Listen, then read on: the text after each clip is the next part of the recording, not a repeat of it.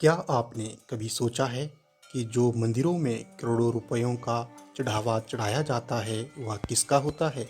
क्या वह पुजारियों पांडवों का होता है या फिर मंदिर समितियां इस चढ़ावे से मंदिरों का विकास करती है या फिर अन्य हिंदू जन कल्याण के लिए खर्च किया जाता है?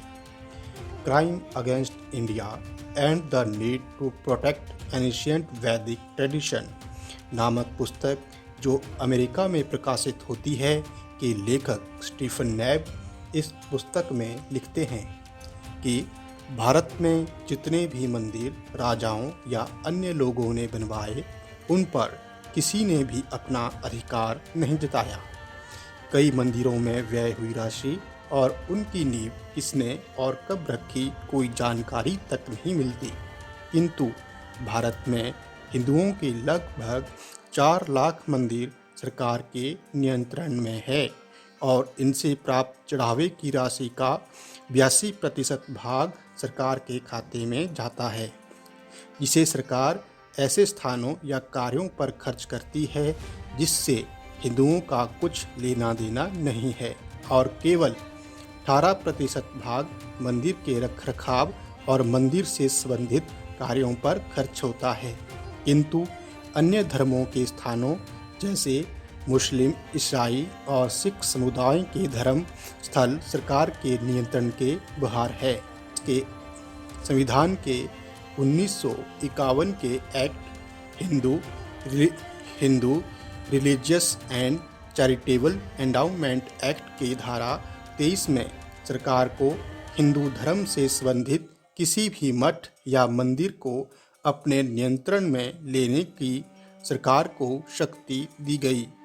सरकार किसी भी प्रशासनिक अधिकारी को नियुक्त कर सकती है जो किसी भी धर्म का हो सकता है।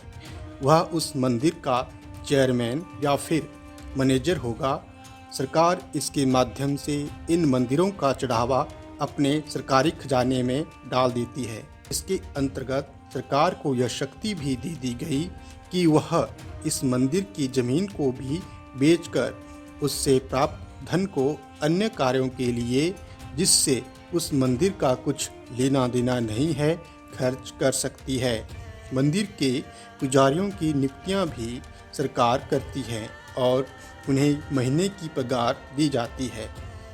सरकार के नियंत्रण में जैसे ही यह मंदिर आ गए, इसके कारण सरकार ने इन मंदिरों को केवल आय का स्रोत माना।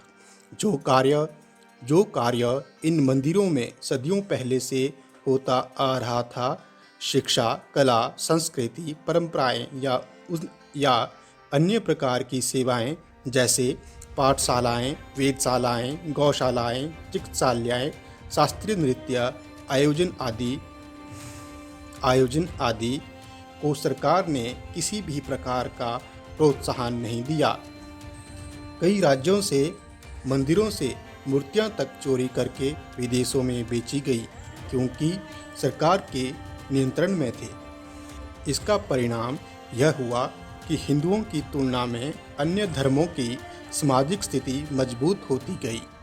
वह अपने समुदाय को समर्थ सबल बनाने के लिए मस्जिद, मजार, गुरुद्वारा और चर्च का इस्तेमाल करने लगे, क्योंकि सरकारी नियंत्रण तो केवल हिंदुओं के मठ या मंदिरों पर है और मस्जिद, मजार, चर्च, गुरुद्वारे को पूर्ण स्वतंत्रता है। वह अपने धर्म का प्रचार तथा शिक्षा इन स्थानों से प्राप्त आय से दे सकते हैं और हज के लिए तो सरकार ने सब्सिडी तक दी और मौलवियों को सरकारी खजाने से पगार अलग से दी गई। किंतु इतनी कृपा हिंदुओं पर सरकार ने कभी नहीं की और आज हमारी संस्कृति तथा परंपराओं की अज्ञानता के कारण अपनी पहचान को भूलते जा रहे हैं। सरकार ने कभी भी इन प्राप्त आय को अन्य मंदिर जो क्षतिग्रस्त है या फिर आय के साधन जिन मंदिरों में कम है नहीं दिए और ना ही उनका कभी मरम्मत करवाई। किंतु अन्य धर्म के संरक्षण के लिए सरकार के खजाने में हमेशा धन पड़ा रहा। सरकार को चाहिए था कि अगर वह इन मंदिरों या मठों को अपने अधीन ले तो इन मंदिरों से प्राप्त आय को वैसे ही खर्च करती जैसे सदियों से पाठशालाएं, वेधशालाएं, गौशालाएं, चिकित्सालय, शास्त्रीय नृत्य तथा उसी धर्म से संबंधित आयोजन करवाती, जिससे हिंदुओं की संस्कृति तथा परंपराओं को संजोए रखते। किंतु मंदिर सिर्फ सरकार के लिए आय के स्रोत बने हुए हैं और कुछ नहीं, जबकि सुप्रीम कोर्ट तक ने कहा है कि मंदिरों पर केवल उसी धर्म के लोगों का अधिकार होना चाहिए जिन्हें उसकी जानकारी हो। सरकार को इसमें किसी भी प्रकार का हस्तक्षेप नहीं करना चाहिए।